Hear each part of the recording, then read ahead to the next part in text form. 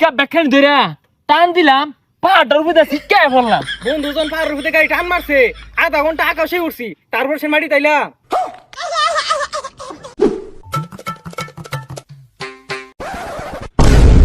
সর্বনাশ, জঙ্গল গাড়ি লয়ে পড়তাছে। কার আইডিয়া?